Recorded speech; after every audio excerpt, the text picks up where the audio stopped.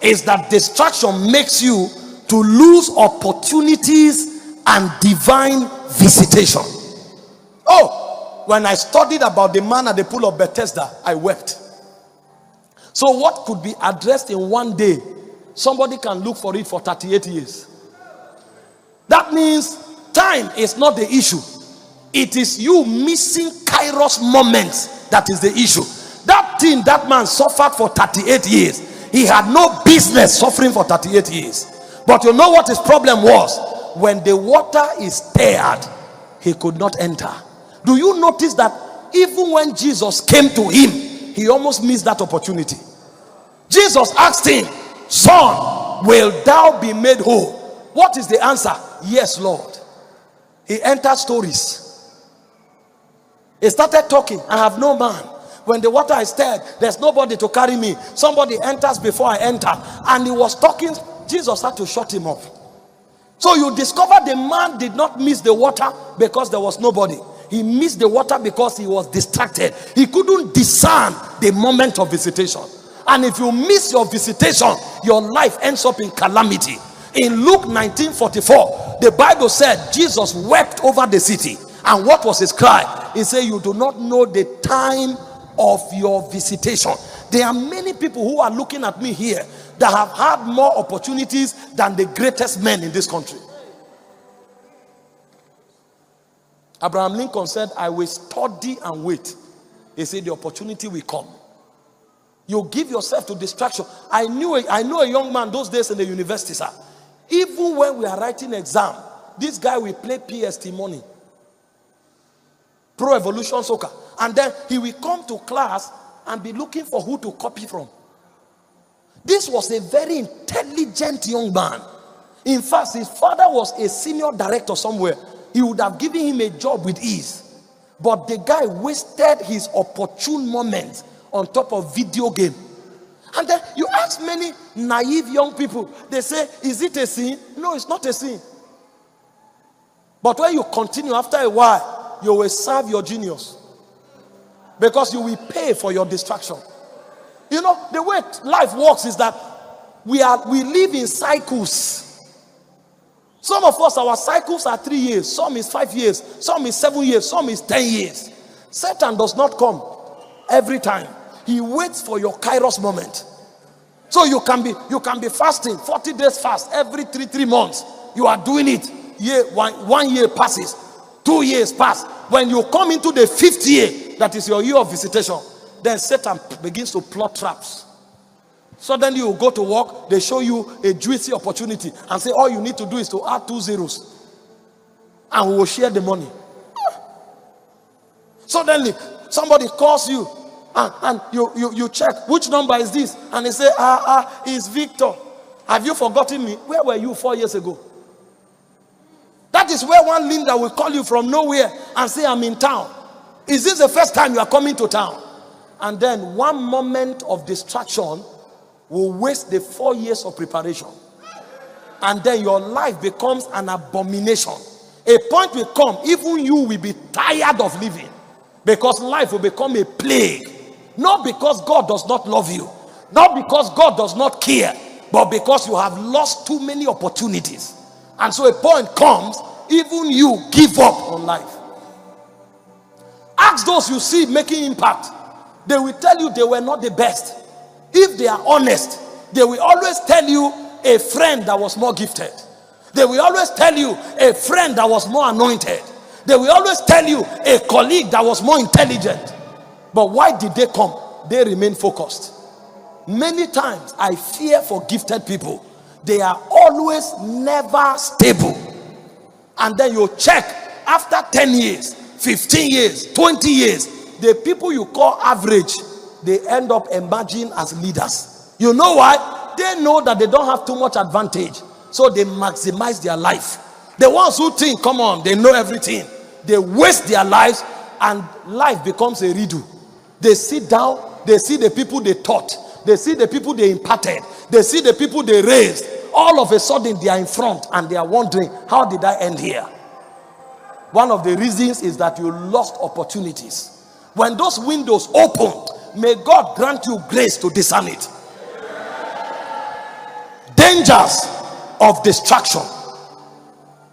Number 5, distraction leads to wasted time and energy.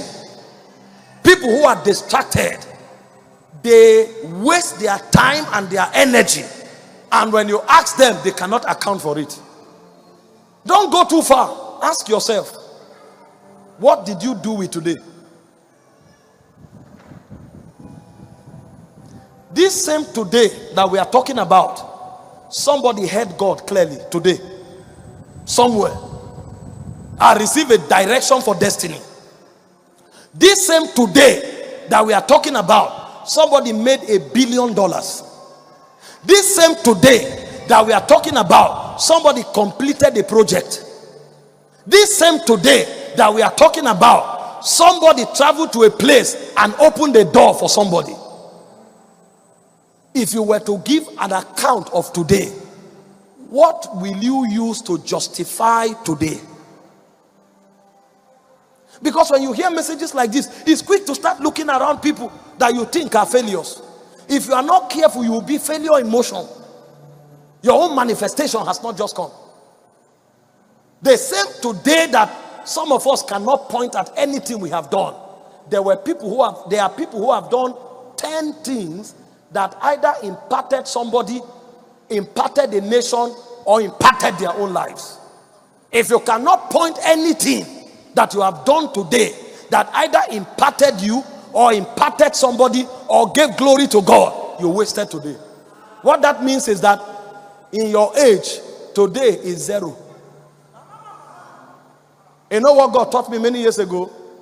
He told me, people wake up and say, I'm 40. Some people that are saying they are 40 years, they are actually 9 years old. And the Lord told me, he said, for instance, if you sleep from 8 p.m. and wake up by 8 a.m., you have slept for 12 hours. It means you didn't have 24 hours. Now, out of the 12 hours that remain, there are some people who watch movie for 4 hours. And then they go to visit their friends for 2 hours. Another 6 hours have wasted. They have wasted 18 hours. The remaining 6 hours, they ate food. They took a nap. So in 24 hours, maybe they utilized 1 hour. And so somebody who is using 1 hour in 24 hours, he is 40 years old. You ask him, he say, I'm 40. You are not 40, sir. You are using 1 hour in 24 hours. You know what that means? It's in every 24 days that you have 1 day. So when you are 24 years old, you are actually 1 year old.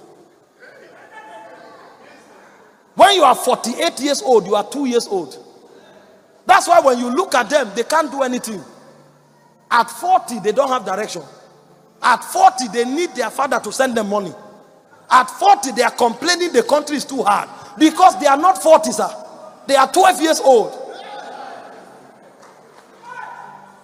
They wasted energy. They wasted time. Meanwhile, this is me being kind. Because if you are to compare, if you are to count the first 6 years of their life, what did they do? They almost spend the whole 6 months of your life sleeping and eating. The first 3 years of your life, if you are intelligent, you are learning words.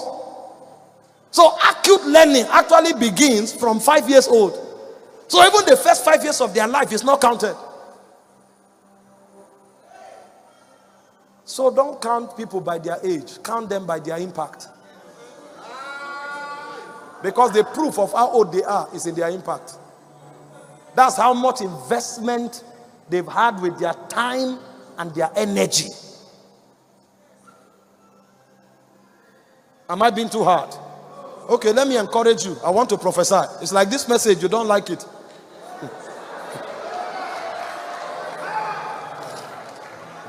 You see a young lady, she's praying. I'm 35. God, why? God, why? Why am I not married? Madam, you are counting a wrong age. You are not 35. You are 9 years old.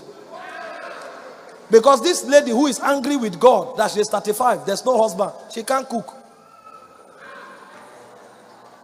This 35-year lady, does not know respect. If you ask her who is a wife, she has no idea. All she has that she's arguing on the altar of prayer is age, 35. And they are checking. Madam, you are thinking like 9. So if God gives you a husband now, the husband will have to train you for another 10 years. So the first 10 years of the family, the man is carrying load on his head. Because he's raising a 9-year-old in a big body.